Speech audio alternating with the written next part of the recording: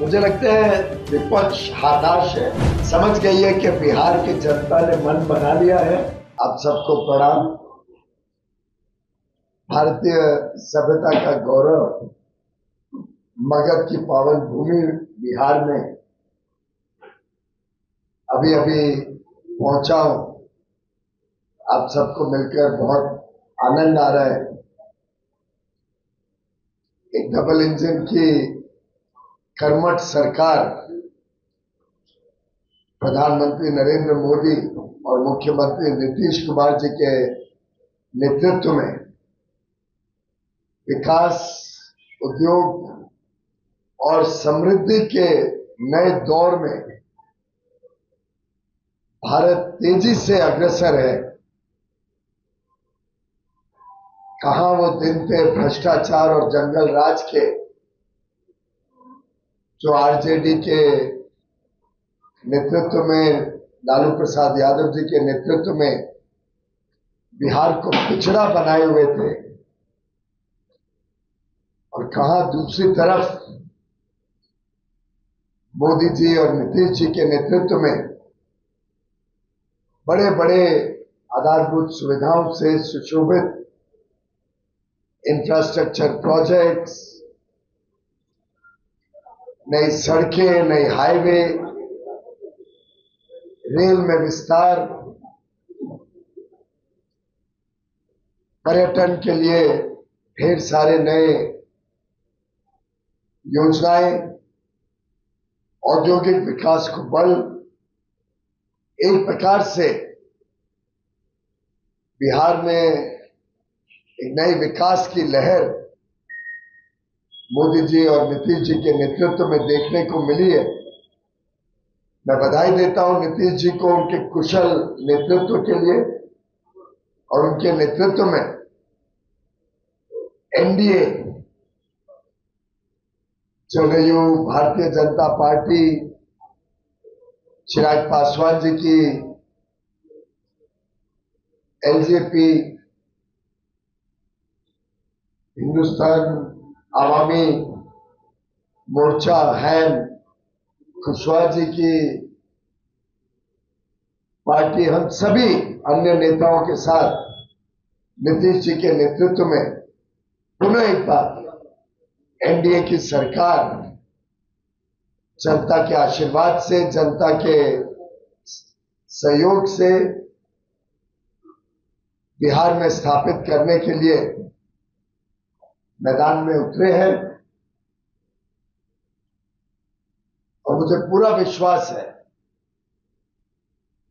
ऐतिहासिक विजय एनडीए को आने वाले चुनाव में जनता देने जा रही है। आपने सुना पढ़ा, कल ही माननीय मोदी जी के नेतृत्व में केंद्र सरकार ने, कैबिनेट ने 2 बड़े प्रोजेक्ट इंफ्रास्ट्रक्चर के बिहार में मंजूर किए हैं।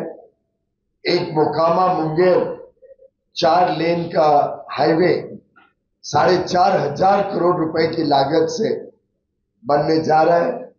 और साथ ही साथ भागलपुर, दुमका, रामपुर हाट की जो रेल लाइन है उसको डबलिंग करना, 2 गुना दूसरा ट्रैक लगाना, 3,170 करोड़ रुपए की लागत से 2 बड़े सौगात बिहार के जनता के लिए।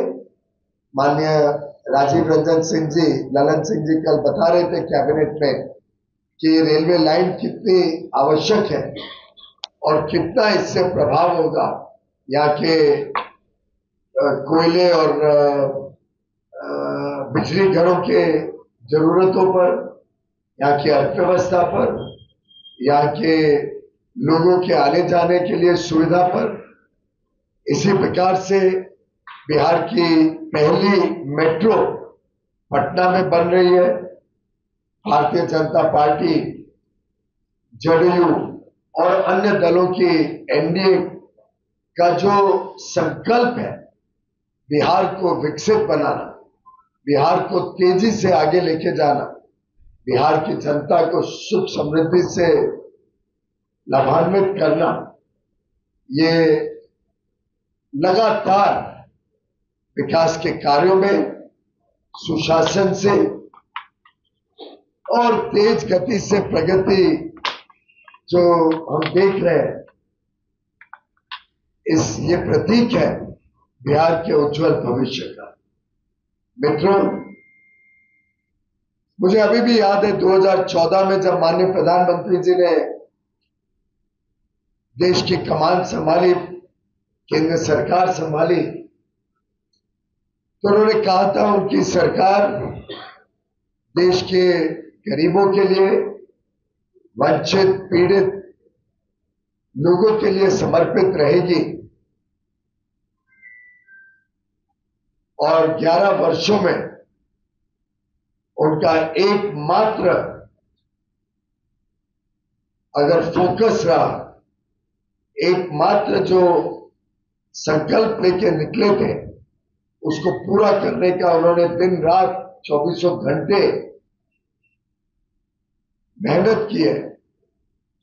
वो हमारे देश के गरीबों के लिए, देश के वंचित पीड़ित शोषित लोगों के उत्थान के लिए, और गत 10 वर्षों में 25 करोड़ से अधिक लोग गरीबी की रेखा से बाहर निकले हैं। प्रधानमंत्री मोदी जी ने एक और हम सबको मार्गदर्शन दिया था कि भारत को अगर विकसित बनना है तो अति आवश्यक है कि पूर्वी राज्य और उत्तर पूर्वी राज्य का विकास हो। जब तक समावेशी विकास पूरे देश में नहीं होता, तब तक भारत का विकास नहीं होता। और उनका पूरा जोर लगा है पूर्वी राज्यों के विकास में, उत्तर पूर्वी राज्यों के विकास में। और हमने देखा है गत वर्षों में किस प्रकार से अनेक योजनाओं से बिहार आगे बढ़ा है, बिहार के लोगों तक अन्य योजनाओं का लाभ पहुंचा है। मैं योजनाएं गिनाऊंगा तो पत्रकार वार्ता बहुत लंबी हो जाएगी, और आप सब जानते हैं, चाहे वो हमारे भाइयों बहनों को 80 करोड़ भाइयों बहनों को मुफ्त में अनाज देने की बात हो, चाहे मुफ्त में 60 करोड़ 65 करोड़ भारतवासियों को स्वास्थ्य सेवा देने की बात हो, चाहे हर किसान को हर वर्ष 6,000 रुपए मानधन, इज्जत से मानधन देने की बात हो, चाहे हमारे युवा युवतियों को नए रोजगार और कारोबार के अवसर देने की बात हो।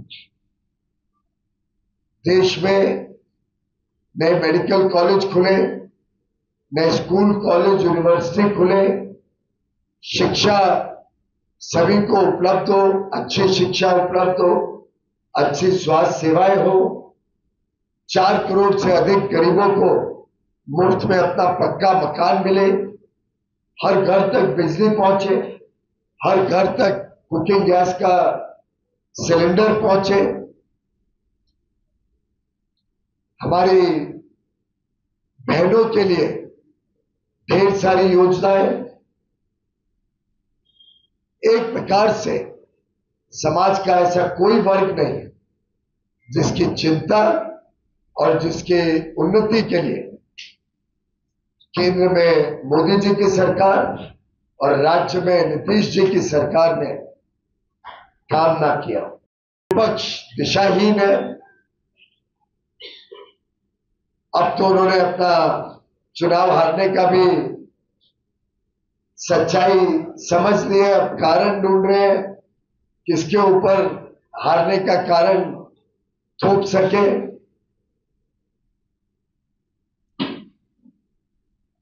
और जिस प्रकार की अभद्र, अमर्यादित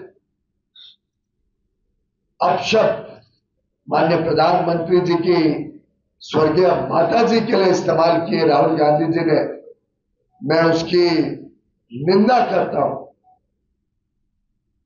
और राहुल गांधी जी को बताना चाहता हूं, तेजस्वी यादव जी को बताना चाहता हूं कि आप कितना भी उत्तेजित करने की कोशिश कर रहे हैं, आप कितना भी बुरा भला बोले, गाली दें माननीय प्रधानमंत्री जी, उनके परिवार को, बिहार की जनता गुमराह नहीं होगी।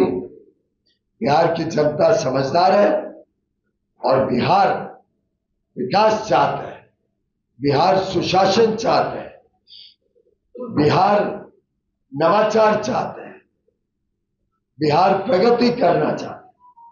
और इसीलिए फिर एक बार नीतीश जी के नेतृत्व में एनडीए की सरकार बिहार की जनता की सेवा के लिए तत्पर है और पूरे आत्मविश्वास के साथ बिहार को नई ऊंचाइयों पर लेके जाने के लिए एनडीए नीतीश जी के नेतृत्व में सेवा करेगी। वर्षों वर्षों तक आप सबकी सेवा करेगी। आप सभी को आने वाले नवरात्रि और उसके बाद दुर्गा पूजा, छठ पूजा, दसरा, दिवाली, भाई दूज, अलग अलग त्योहारों के लिए ढेर सारी शुभकामनाएं। और आपके माध्यम से मैं अपने बिहार के सभी भाई बहनों को भी मेरी शुभकामनाएं देना चाहता हूं। आने वाले वर्ष उनके जीवन में बहुत खुशहाली लाए, बहुत सुखद हो, ऐसा मैं ईश्वर से प्रार्थना करता हूं। मुझे लगता है विपक्ष हताश है, समझ गई है कि बिहार की जनता ने मन बना लिया है, परंतु भारत के लोगों में इतनी ताकत है, भारत की व्यवस्थाएं इतनी मजबूत है और भारत में जिस प्रकार से विकास हो रहा है, जिस प्रकार से जनता की सेवा हो रही है, मुझे नहीं लगता विपक्ष कितनी भी कोशिश कर ले वो लोगों को उत्तेजित करके भ्रमित नहीं करता है।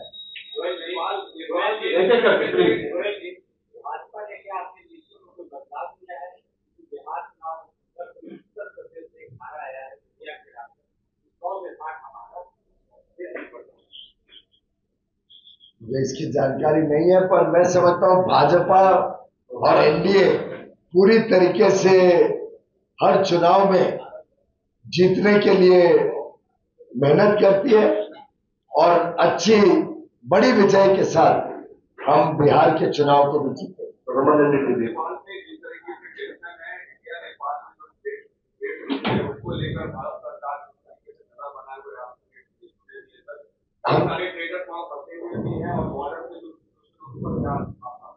हमारी विदेश मंत्रालय पूरी तरीके से निगरानी रखे हुए है वहां की परिस्थिति पर। कल ही रात को मेरी वहां के एम्बेसडर से भी बात हुई, जो वहां पे राजदूत हैं और कारोबार संभालते हैं भारत के लोगों को ठीक ठाक से वहां पे रहना, वहां से वापस भारत आना, उसकी चिंता कर रहे हैं और हेल्पलाइन भी शुरू की गई है।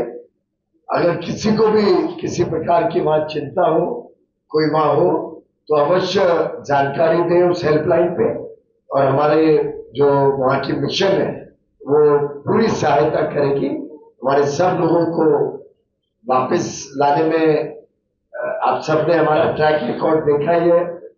बड़े बड़े युद्ध के बीच से भी हम अपने लोगों को निकाल के लाए हैं और नेपाल में जल्दी से जल्दी शांति बने, जल्दी से जल्दी व्यवस्थाएं ठीक हो, ऐसी हम सब आशा करते हैं।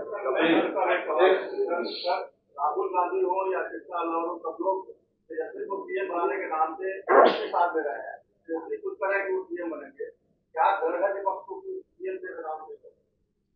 मुझे लगता है कि वो सीएम फेस अनाउंस करें या ना करें, नीतीश जी के फेस के सामने कोई खड़ा नहीं है। अमेरिका के साथ जो टैरिफ को लेकर के बात की आ गई थी, तो अब क्या आप उसमें संभावनाएं देखते हैं?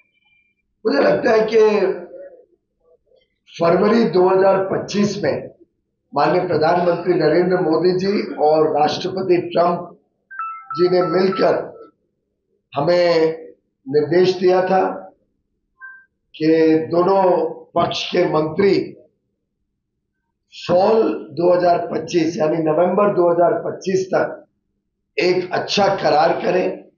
उस करार का पहला अंश, फर्स्ट ट्रैंच, नवंबर 2025 तक फाइनल करें और लगभग मार्च से इस विषय पर बड़ी गंभीरता से, बड़े अच्छे वातावरण में बातचीत चल रही है, प्रगति हो रही है और प्रगति से दोनों देश संतुष्ट हैं।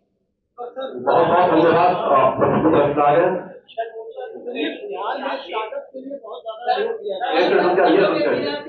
बिहार में स्टार्टअप के लिए सर बहुत जोर दिया जा रहा है और आप R&D के लिए ज्यादा ये कर रहे हैं, तो बिहार में भी क्या रिसर्च और डेवलपमेंट के लिए कोई योजना है आने वाले? भाई साहब, रिसर्च एंड डेवलपमेंट और नवाचार को प्रोत्साहन करना ये माननीय प्रधानमंत्री और माननीय नीतीश कुमार जी की लगातार कोशिश रही है। आपको जान के खुशी होगी कि हाल में ही केंद्र सरकार ने 1 लाख करोड़ रुपए R&D और इनोवेशन के लिए मंजूरी दी है और उसका लाभ बिहार में भी होगा। बिहार के हमारे युवा युवतियों की हुनर, उनकी क्षमता, उनकी मेहनत पूरे देश और दुनिया ने देखी है। मुझे लगता है शायद सबसे ज्यादा IAS और IPS अफसर, फॉरेन सर्विस अफसर बिहार से ही आते हैं। मेरे स्वयं का अनुभव है कि उनका योगदान, उनकी मेहनत दर्शाती है कि वास्तव में बिहार के लोगों में जो कैपेबिलिटीज है, जो स्किल्स है, जो टैलेंट है, उसको जितना ज्यादा हम चैनलाइज करेंगे, चाहे स्टार्टअप के माध्यम से, चाहे R&D के माध्यम से, उतना देश को तो लाभ होगा ही, लेकिन पूरी दुनिया को भी उसका लाभ।